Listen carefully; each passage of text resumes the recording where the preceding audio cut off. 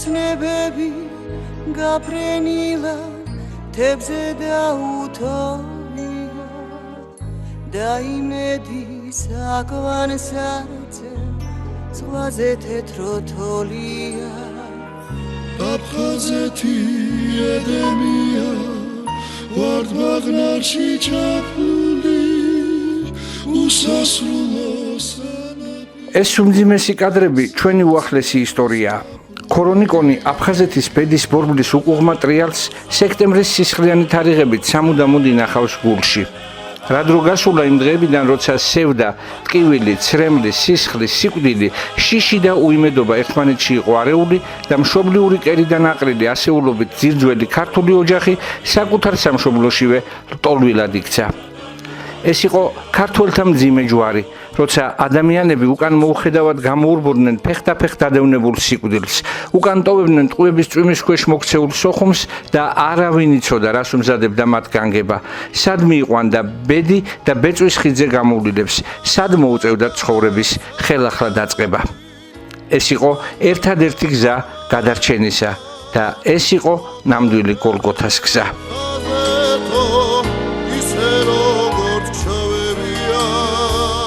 თეთრია ფორმი ვაცუროთ სოხუმში და გაგრაში ჩვენ ხომ გვინდა შენი მზედა ზღვის თავებთან თამაში ვინდა ხამარო მოგათულინა შინავარა მაღრამა შორია აფხაზეთო მეუშენო ასე მოხდა ფოთში კორსანტიების ოჯახიც და მისი თავკაცი ნოდარ კორსანტია, რომელიც აფხაზეთში საკმაოდ კარგად ცნობილი ერთ-ერთი მსხვილი ორგანიზაციის გაერთიანებული სოფტექნიკის ხელმძღვანელი გახდათ.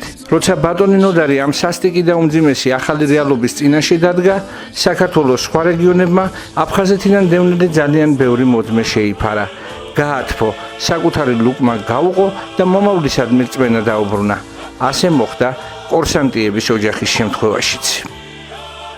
მინდა დიდი მადლობა მოუხადოთ მაშინდელ ქალაქის ხელმძღვანელობას და ფოთელებს, რომლებმაც თვალდახოჭოლად უსიტყვოდ მიიღო ჩვენი აფხაზეთიდან დევნილები, გახსოვთ ალბათ გემი გემზე მოდიოდა და ფოთმა დიდი პატევის სამოსახლეობამ, ქალაქის ხელმძღვანელობამ, ჩვენს კიდე და როგორც შეეძლოთ ისე დაეხმარნენ, დაასახლენ, დააპურეს. მაშინ აქ ძალიან ისეთი ცხოვრება იყო, აუტანელი, სახლი, ბინა, არაფერი არ ქონდა, თან მე ყავს ძმები, 7 ძმა და 1 და ვართ და დედამ გამოგზარდა, მამა არ მახსოვს, ადრე გარდაიცვალა.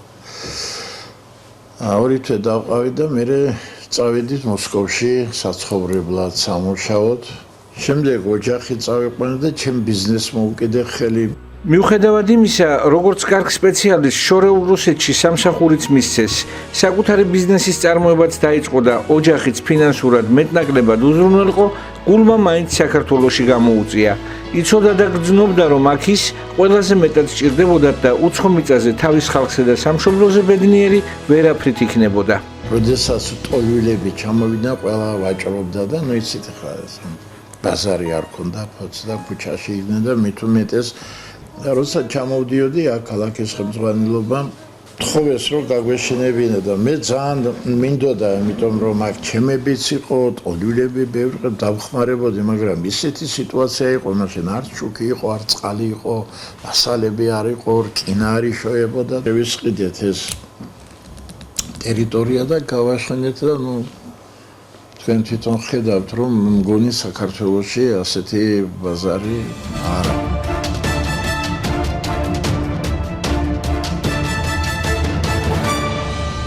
დიახ, ფოთის აგრარული ბაზრის შენობა ერთ-ერთი შესანიშნავი ნაგებობაა დღეს ამ ქალაქში. თანაც ხერხი რომ მსჯობია ღონეს, ეს ბატონმა ნოდარ კორსანტიამ პანდემიის დროს დაუმტკიცა თითქმის ნახევარ მსოფლიოს. როცა კორონას გამო ჩვენს ირგვლივ თითქმის სამყარო გაჩერდა, ფოთის ბაზარს მუშაობა პრაქტიკულად არ შეუწყვეტია. საქართველოში პანდემია რო იყო და იცით ალბათ რომ ყველა ბაზრები საქართველოს მასშტაბით, ყველა ბაზრობები, ჩვენ ბაზრობა კიდევ ყველა დაიხურა.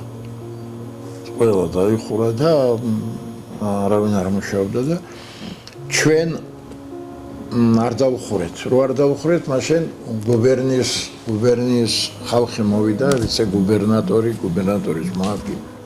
და თქვენ რომ მობრძანდით და რო თქვით ასე, რო ნახეს ბაზარი გაუკვირდა და როგორ დავხუროთ ახლა ეს ბაზარი? ერთმანეთს ეუბნებიან.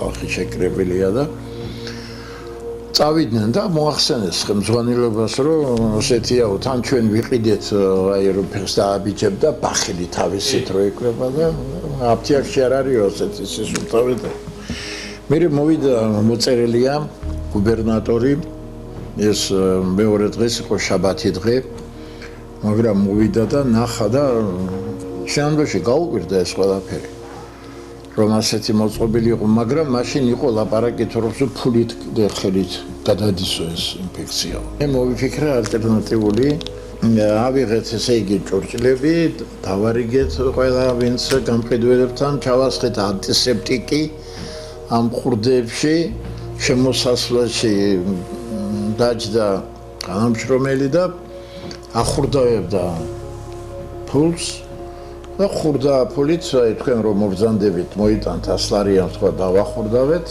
ყიდულობ მიდეხა და ეს გამოირიცხა, ხელით გადასვლა ამის. მაგრამ საუბედუროდ რომ მოვიდა კაცი 100 ლარი რო დაახურდავა 10 ლარის კარტოფილი იღე და 90 ლარი ხურდა წაიღო იქით, ხო არ ეტყვი ხა მომეციო.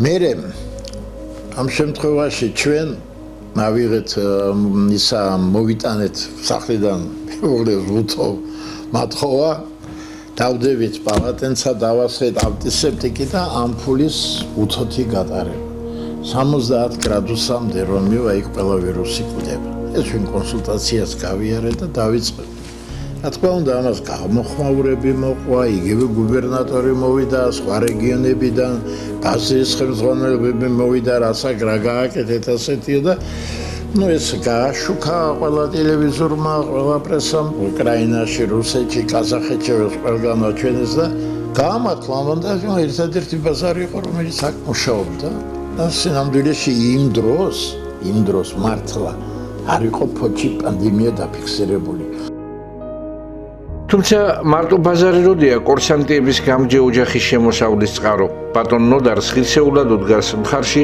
თავისი მეუღლე ქალბატონი ზოია რომელიც მუხრჩა უხრელად შრომობს და ამ შრომის შედეგიც სახეზეა ხალხასობით მოსულ ესე იგი მოძრაობა და ასეთი რაღაცა ვერ დავიждები ერთ ადგილას და ეხლა ფოჩი მაინც და მაინც კი დიდი ბევრი ბიზნესია რაღაც ტერმინალებია აგიაკი მაგრამ მე უფრო აი სოფლის მეურნეობის მხრივ გადავედით და გაჩვენებთ მე ფერმა, ბროილერის ქათმების სახორცე, საკვერცხე,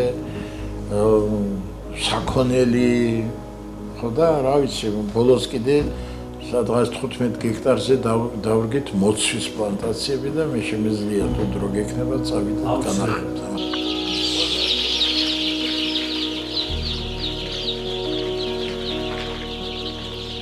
ესენი არის ბროილერის ჯიშის სახორცე წიწილები. დღეს არიან ესენი 22 დღის.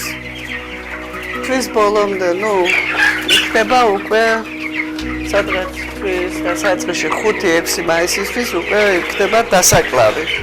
არის 40-45 დღეზე უკვე ამთავრებენ ესენი ზრდას. ხმარებიან ქალბატონი ზაირა და ბატონი დემური. აი ესენი მუშაობენ აქ. აქ არის ახლა 100 ქა. ყველაფერი გეგმასომიერად იყვებებიან. ესენი არის პატარა ვიტვიტები, იხვები, სოფლის კვერცხები და ჩეკავს ინკუბატორი და მერე ვზრდით.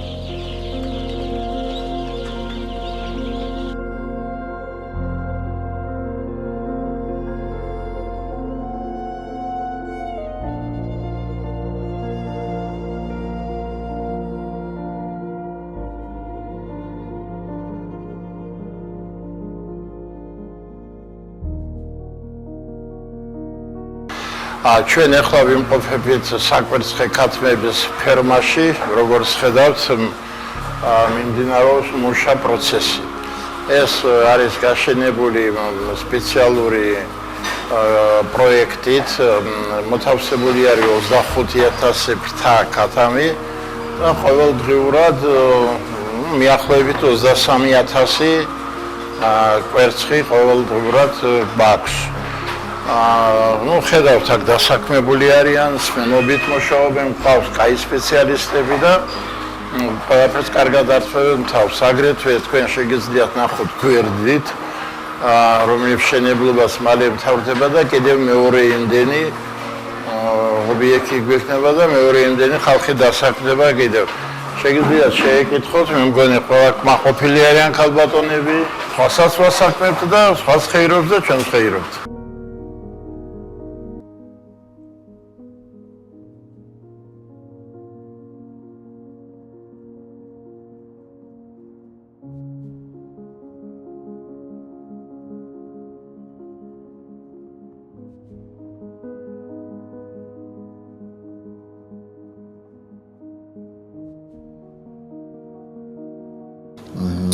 მალთაყვაში, სადაც არის ტოლვილებით ჩასახლება, იქ ვაპირებთ დიდი ობიექტის გაკეთებას, რომ აქეთ ბაზარში არიან, რომ იქნება აი უნივერსამი როა ისეთი ბაზრის საქონელიც იქნება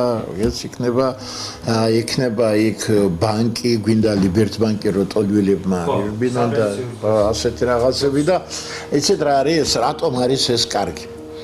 ჯერ ერთი და ეხლა ტოლვილი მალთაყვიდან აქ რომ მოვიდეს და აქედან სახში რო წავიდეს, ტრანსპორტის ფული უნდა. მეორე სადილის ფული ყოველთვის ყველას არ აქვს. იქ თავის სახლის გვერდით რო აიღებენ სახში შეჭამს რომ ეკონომიურად და იმ ფულს რასაც აიღებს, ოჯახს სახში წაიღებს. გონიერი კაცის გამრჯემარჯვენის მადლი არც ერთს დარჩენია დაუნახავი და არც ბერს. ბატონი ნოდარის სამუშაო ოთახი სავსეა საპატიო სიგელებით, როგორც ქალაქის, ისე ქვეყნის უმაღლესი თანამდებობის თუ სხვადასხვა რანგის სასულიერო პირთა ხელწერებით. აქ ადგილი არ არის, თორე ეს იმდენი აქ მეუფესი არის აფხაზეთის უმაღლესი საბჭოს წერილი, რომ მაშინ იქ მე ძალიან დიდ საქმეებს ვაკეთებდი ომის დროს, მე აქ კიდე თბილისში ამ ტოლვილებს ამაც ვეხმარებით, ამათი სიგელი არის და ნუ რა ვიცი, ძალიან მე აქ ჩვენ სხვათა შორის ნახავთ, მე აქ ფესტივალს ვატარებდით, ბავშვების სიმღერა და ცეკვის ფესტივალები, შეჯიბრები, რაღაცები და ნუ ამათი და ასეთი.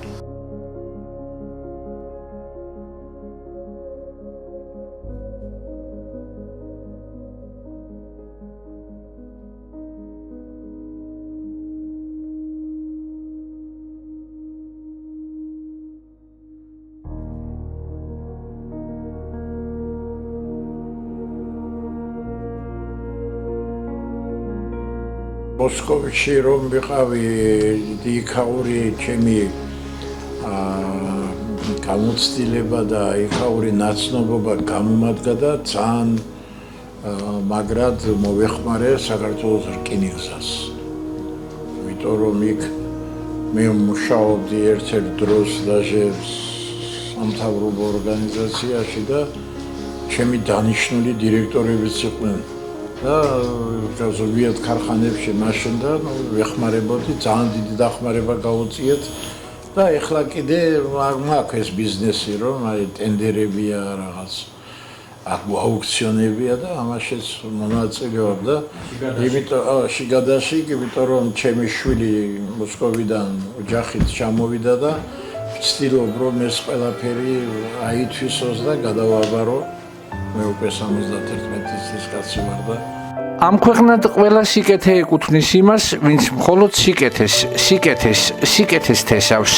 ბრეხტის ეს დიდებული ფრთიანი ფრაზა ის პირველი შეგრძნება ბატონი ნოდარის მიერ გაწეული საქველმოქმედო საქმიანობის გაცნობისას თავის თავად რომ იპყრობს ნებისმიერი ადამიანის გულსა და გონებას.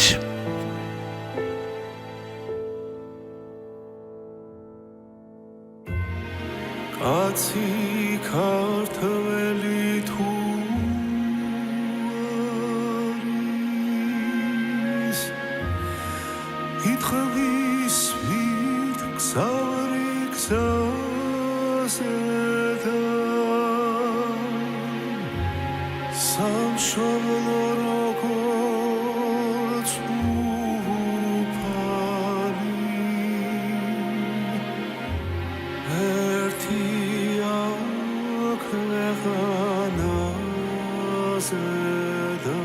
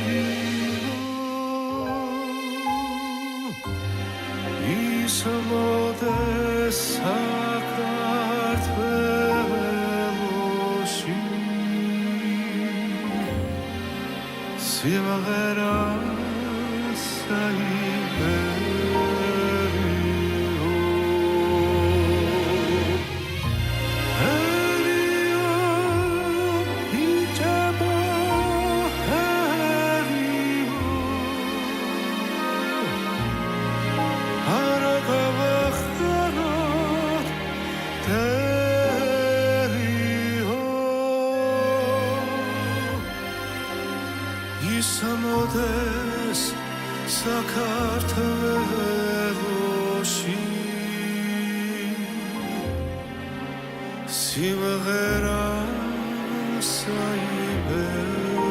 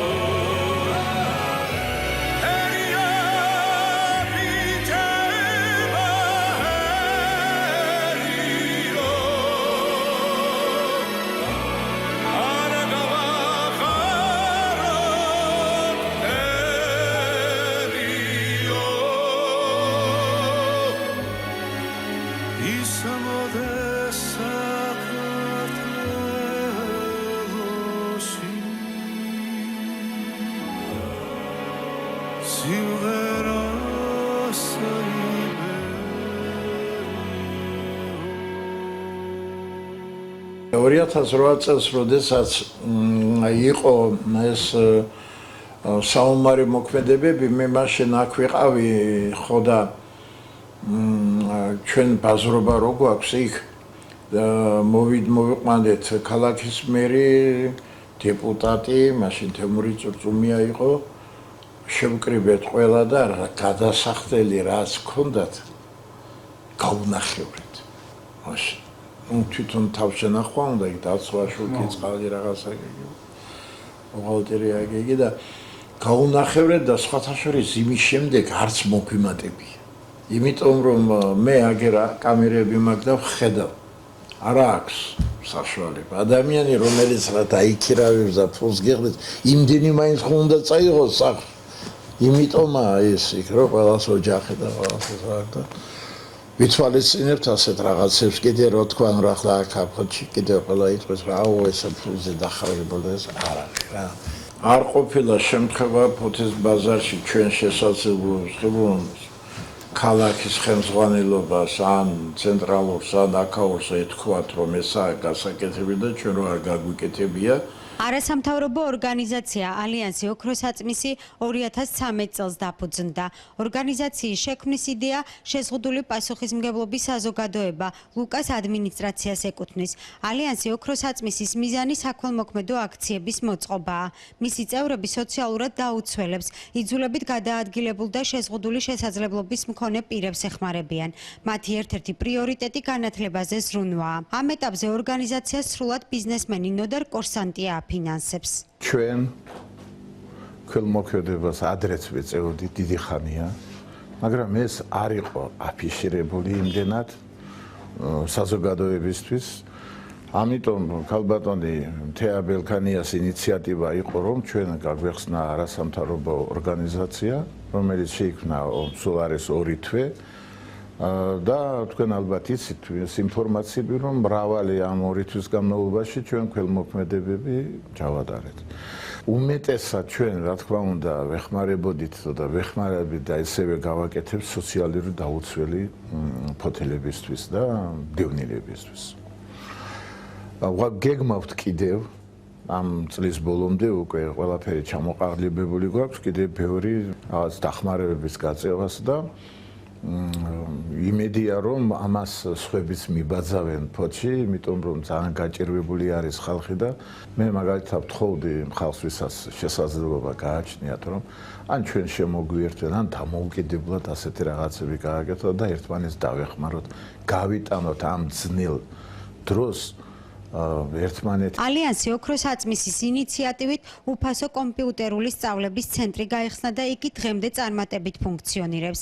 ცენტრში 12-დან 25 წლამდე ასაკის ახალგაზრდები ძირითად საოფისე პროგრამებს ეუფლებიან. სწავლება 3 თვიანია, რომლის დამთავრების შემდეგ კურსდამთავრებულები შესაბამის სერტიფიკატს იღებენ. ცენტრს ათეულობით კურსდამთავრებული ყავს და მსურველთა ნაკადი დღითი დღე მატულობს. გათვლილი არის ასე, რომ დევნილებზე და სოციალურად დაუცველ კატეგორიას ვემსახურებით. ძირითადად ჩვენი საქველმოქმედო აქციაც ამ ორფენაზე არის გათვალისწინებული. დავიგე რომ იყო გაიხსნა უფასო კურსები დევნილებისთვის და ძალიან მომეწონა ეს იდეა და წამოვედი აქ და უფრო კარგად შემესწავლა კომპიუტერი. არასამთავრობო ორგანიზაცია ალიანსი ოქროსაწმისის ორგანიზებით ფოთის საჯარო სკოლების პედაგოგებმა და სკოლამდელი სააღმზრდელო დაწესებულებების აღმზრდელებმა 4დღიანი გადამზადების კურსები გაიარეს. ინკლუზიური განათლების თემაზე მათ ტრენინგები მაკლეინის ასოციაციის წარმომადგენლებმა ჩაუტარეს. ტრენინგები ბიზნესმენმა ნოდარ კორსანტიამ დააფინანსა. განათლებასთან დაკავშირებული საკითხები იყო განვითარების დარღვევები, იყო ემოციური სფეროს დარღვევები, ქცევის პრობლემები, ანუ ქცევის მართვის სტრატეგიები სწავლების მასწავლებლებმა კლასში და სწავლების სტრატეგიები, წერა-კითხვა და არითმეტიკა, ბაზისური არითმეტიკის სტრატეგიები ძირითადად. როგორ იმუშაონ, ასევე შეზღუდული შესაძლებლობის მქონე ბავშვებთან, როგორ გაუმარტივონ მასალა, როგორ მოახდინონ მასალის მოდიფიცირება, მორგება და ასე შემდეგ. გაგონილი კი ქონდა ინკლუზიურ სწავლებაზე, რომ ისინი განსაკუთრებულ მიდგომას და საჭიროებას მოითხოვენ პედაგოგებისგან. ამ ტრენინგით კი ჩვენ ბევრი ცოდნა შევიძინეთ, კონკრეტული სიტუაციები განვიხილეთ, რა შემთხვევაში როგორ მოვიქცეთ ბავშვებთან და ძალიან დიდი რამ შეგვძინა ამ ტრენინგმა და მოხარულები ვიქნებით, რომ კიდევ თუ გაგრძელდება ასეთი სახის ტრენინგები და უფრო დაკვალიანდებიან მასწავლებლები შეზღუდული შესაძლებლობის მქონე ბავშვებთან. ალიანსი ოქროსაწმისი დაარსებიდან დღემდე დიდ ყურადღებას უთმობს მზრუნველობა მოკლებულ ბავშვთა პრობლემებს. სოციალურად დაუცველი ბავშვების მხარდასაჭერად არასამთავრობო ორგანიზაციამ არაერთი აქცია ჩაატარა. ისინი ხშირად სტუმრობდნენ ქალაქში არსებულ ბავშვთა დღის ცენტრს, სადაც 16 სოციალურად დაუცველი მოზარდი ირიცხება. ალიანსი ოქროსაწმისის ორგანიზებით დღის ცენტრს საყოფაცხოვრებო ინვენტარი გადაეცა. ბენეფიციარებმა კი ტკბილეული მიიღეს. ალიანსი ოქროსაწმისისგან სხვადასხვა საჩუქრები მზრუნველობა მოკლებულ მიუსაფარ ბავშვთა სახლის აღსაზრდელებმა, ასევე ახალ რაიონში მცხოვრებმა ათეულობით დევნილმა და ადგილობრივმა მცხოვრებმა მიიღო. სადღესასწაულო დღეებში არც უპოვართა სახლის ბენეფიციარები ავიწყდებათ. აღდგომის ბრწყინვალე დღესასწაულს 200-მდე შეჭირვებულისთვის სადღესასწაულო სადილი მოეწყო და მათ სააღდგომო საჩუქრებიც გადაეცათ. მოგეხსენებათ, რომ ეს არის სახელმწიფოს მიერ დაფინანსებული პროექტი ვაუჩერული სისტემით და შესაბამისად არის ძალიან მცირე და ვერ ხერხდება ბენეფიციარებისათვის სრული სერვისის მიწოდება. ამისათვის გვესაჭიროება სპონსორი, რომელიც მოგვეხმარება, ასე ვთქვათ, გათბობის პრობლემის მოგვარებაში, ტრანსპორტის მოგვარებაში, ქირის გადახდაში და კომუნალურებში. ეს არის ძირითადი პრობლემა, რომელიც გვაწუხებს. მე მათი ძალიან ხშირი სტუმარი ვარ და ყოველ მოსვლაზე ვეკითხები, ანუ რა უნდა მოვიტანო მორიგში, როცა ვიქნები მათი სტუმარი.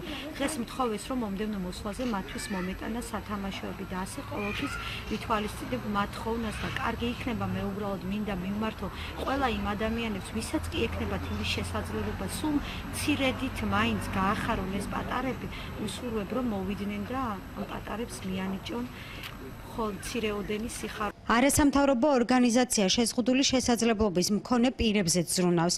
მათი ინიციატივით ფოთის მცხოვრებლებს დინოზა ხარჩილავას, ვაჟა კუჭავას, ზური ჭანტურიასა და ცუცა კუპრაიშვილს საჩუქრად ეტლები გადაეცათ. ეს მოკლე ჩამონათვალია იმ პირებისა, ვისაც ალიანსი ოქროსაწმისი მისი დაარსების დღიდან დაეხმარა.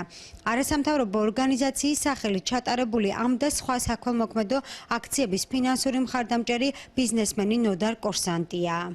ძალიან გვიხარია, ძალიან კმაყოფილები ვარ და ღმერთმა მისცეს მათ ჯანმრთელობა და იმის საშუალება, რომ ხალხს ასე მოემსახურა. დიდი მადლობელი ვარ, რომ ასეთი საჩუქარი გამიკეთეთ მამაჩემთვის და მაგი უკვე ერთი წელი არ დადის. არასამთავრობო ორგანიზაცია ალიანსი ოქროსაწმისის ორგანიზებით დედის დღე, ასევე ბავშვთა დაცვის საერთაშორისო დღე ფოთში განსაკუთრებულად აღინიშნა. 3 მარტს მათ 60-მდე სოციალურად დაუცველ დედას საჩუქრები გადასცეს, ხოლო მზარეულას ქუჩაზე მცხოვრებ 92 წლის ომის ვეტერანს ნადია გეგენავას პირადად სახლში ესტუმნენ და ისიც დაასაჩუქრეს. ასევე ალიანსი ოქროსაწმისი იყო პირველ იმნის პატარებისთვის სპეციალურად მოწყობილი საზეიმო კონცერტის ორგანიზატორი. კონცერტზე მისული პატარები ტკბილეულით და სათამაშოებით დასაჩუქრდნენ. გადავწყვიტეთ, რომ ყველა პატარა ყოფილიყო გახარებული. ამიტომაც მოვაწყვეთ ეს ზეიმი. ყველა პატარა სულოცავ დღევანდელ დღეს მრავალს დასწრებოდნენ და ესეთი ლამაზი სანახაობა ყოველთვის ქონოდათ, ესეთი ლამაზი ცხოვრება ქონოდათ. ფოთის ნომერ პირველ მესამე, მეშვიდე და წმინდა ნიკოლოზის სახელობის სკოლის 150-მა პირველმა კლასელმა სასექტემბროდ ალიანსი ოქროსაწმისისგან საჩუქრად სასკოლო ჩანთები, სასწავლო ნივთები და ტკბილეული მიიღო. ეს კონტინგენტი კი ძირითადად სოციალურად დაუცველი და იძულებით გადაადგილებული ფენიდან შეერჩა. არასამთავრობო ორგანიზაციის წევრები ფოთში 26 მაისის ქუჩაზე მდებარე ნომერ პირველ საბავშვო ბაღს სტუმრობდნენ და სხვადასხვა დანიშნულების საყოფაცხოვრებო ნივთები და სათამაშოები უსახსოვრეს. ალიანსი ოქროსაწმის ქალაქში კულტურული ცხოვრების განვითარებაშიც შეაქვს თავისი წვლილი.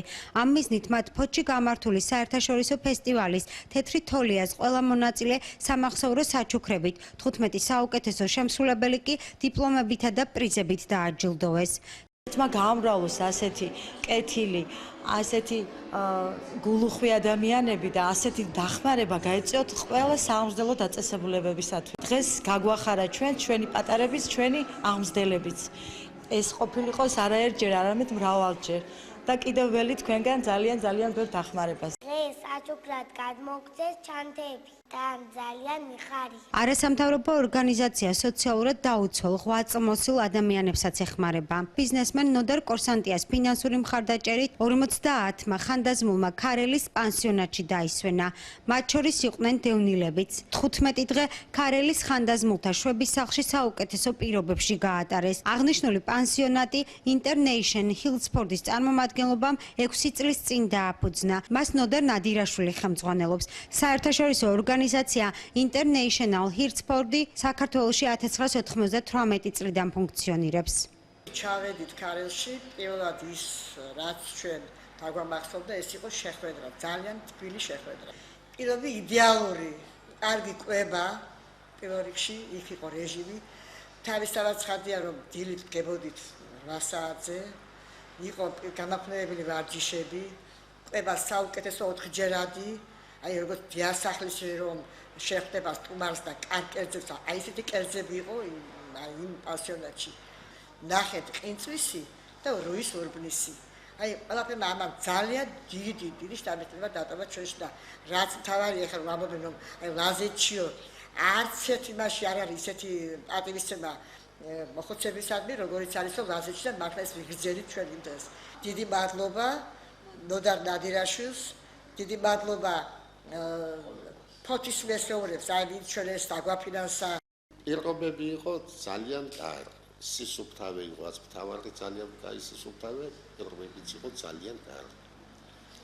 ესე იგი მოსაწონს თუ მithყვიან ის იყო ნამდვილად ძალიან კაი მოსაწონი იყო. ყველაზე მასშტაბური აქცია, რომელიც ალიანსი ოქროს საწმისისა და არასამთავრობო ორგანიზაცია დევნილთა მხარდაჭერისთვის ერთობლივი ორგანიზებით გაიმართა ფოთში ოქტომბრის თვეში ჩატარებული უფასო სამედიცინო გამოკვლევებია.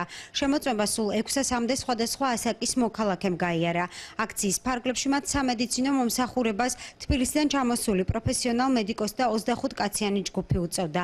პაციენტებს მედიკამენტებიც უფასოდ გადაეცათ.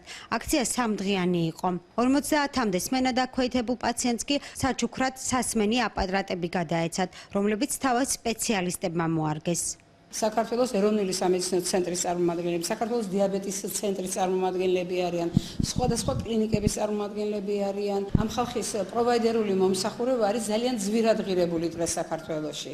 სიტყვაზე ერთი სპეციალისტის კონსულტაცია 50-დან 70 ლარამდე, 100 ლარამდეც კი და 150 ლარამდეც კი ჯდება თბილისში. ასე რომ ძალიან დიდი საქმე კეთდება მოსახლეობისთვის. ეს ადამიანები ჩამოვიდნენ 2 დღე სრულიად უსასყიდლოდ ემსახურებიან თავის მოსახლეობას. ჩვენ ოქტომბრის თვეში გავხდით დიდი ჯგუფი, ექიმებით დაკომპლექტებული ჯგუფი ყავდა, თითქმის ყველა სპეციალისტი და მათ შორის აუდიოლოგი, რომელსაც ევალება სმენის შემოწმება და ამის შედეგად აღმოჩნდა, რომ 51 პაციენტს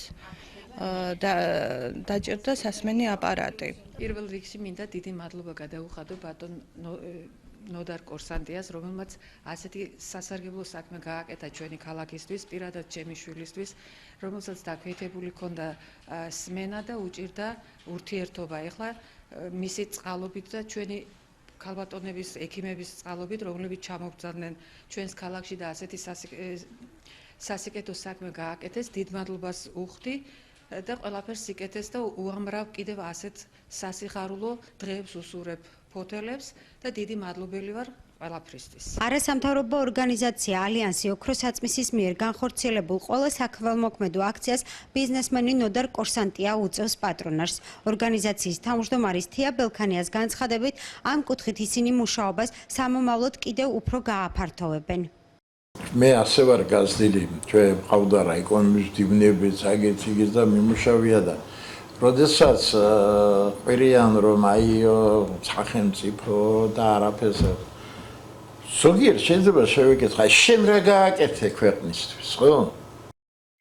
აი, ასეთია ლოგიკა საკუთარ ქვეყანაზე მოჭირნახულე კაცისა, რომლის აზრითაც თუ ქართველი ხარ და ღმერთის კანონით ცხოვრობ, შენს ხალხსა და სამშობლოზე ბედნიერი ვერასდროს იქნები. ნოდარ კორსანტიას საზომით, ბედნიერი მხოლოდ მაშინ შეიძლება იყო, როცა ერთ მშვენიერ დღეს სხვანაირი დილა გათენდება.